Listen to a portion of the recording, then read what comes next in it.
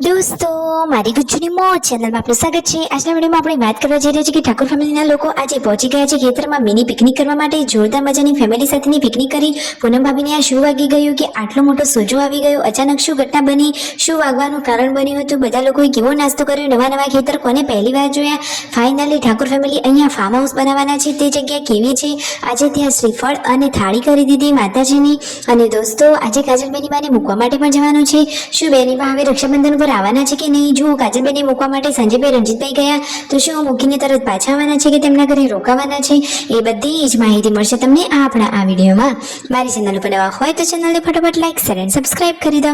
Full video in Thakor family blog channel દોસ્તો, ફૂલ વિડીયોની link ડિસ્ક્રિપ્શનમાં મૂકેલી છે, ત્યાં જઈ તમે આખો વિડીયો વોચ કરી શકો છો।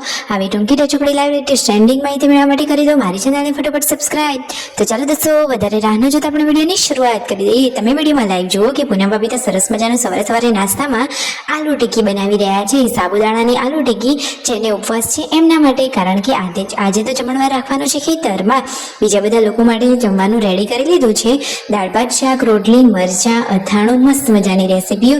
અને જેને ઉપવાસ છે, એટલે કે સંજયભાઈને શ્રાવણ મહિનો છે, શિલ્પા ભાભીને પણ સોમવાર છે, તેમના મમ્મીને ઉપવાસ છે, એ રીતે જેને ઉપવાસ છે એ બધા લોકો માટે સાબુદાણાની ટિક્કી બનાવી દીધી। ધ્રુવાંશ અહીંયા આરામ કરી રહ્યો છે। અને હવે જુઓ, કાજલબેની બા આજે ખેતરમાં જમવાનું છે તો એમના માટે આ મરચાં તૈયાર કરી રહ્યા છે। ખેતરમાં તો જમવાની મજા જ અલગ હોય। આજે તો અચાનક મિની પિકનિક થવાનું છે ખેતરમાં, એટલે કે આપણે ગુજરાતી ભાષામાં કહીએ તો આપણું તો આ વનભોજન કહેવાય। અને ખેતરમાં તો જમવાની મજા જ કંઈક અલગ હોય। તો બધા થોડાક એવા સરસ મજાના તૈયાર થઈ ગયા। કાજલબેની બાએ મસ્ત મજાનો વ્હાઈટ ડ્રેસ પહેરી લીધો, પૂનમ ભાભીએ પણ સાડી વેર પહેરી લીધી। અને તેમને અચાનક આ શું વાગ્યું ખબર નહીં, ક્યાં એસકાઈ ગયા કે અચાનક જ તેમના આ કપાળના ભાગમાં સોજો આવી ગયો। ધ્રુવાંશને પણ આજે પહેલી વાર ખેતરમાં લઈને આવે છે। આ તેમના નવા લીધેલા ખેતર છે। આ જગ્યા એ ત્રણ ભાભીઓએ પહેલી વાર જ જોઈ। આ નવા ખેતરનું ઉદ્ઘાટન બધા લોકોએ આજે જ કર્યું। ત્યાં થાળી નારિયેળ કરી દીધા અને પછી બધા લોકો સાથે જમવા બેઠા। સાથે જમીએ, સાથે રમીએ ને સાથે કરીએ સૌ મળીને કામ। જુઓ તો ખરા, આખો ફેમિલી એકદમ સાથે છે ને અસલી શોખ તો આખી ફેમિલીની સાથે રહેવું, હળી મળીને આનંદથી, એમાં જ છે।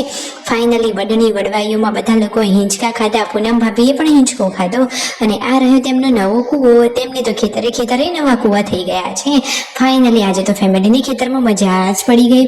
પછી બધા લોકો ક્યાં ગયા? આજુબાજુના બીજા ખેતરો જોવા માટે ગયા। દૂરના ડુંગરોનો રળિયામણો નજારો ચેક કર્યો। અહીંયા બેઠા હતા, મસ્ત મજાનો છાંયડો હતો, એકદમ પ્રકૃતિના ખોળે બધા સરસ મજાનો આનંદ માણી રહ્યા હતા। પછી થોડીક વાર થાક ખાવા માટે અહીંયા ખેતરની સાઈડમાં બેઠા હતા। ધ્રુવાંશને પણ ખેતરમાં આજે મજા જ પડી ગઈ છે। અને ફાઇનલી કાજલબેની બા તો જુઓ, એમના માટે આ ડોડીના પાન લઈ રહ્યા છે। આજે સાંજે કાજલબેની બાને જવાનું છે તેમના ઘરે, એટલે કે સાસરીએ।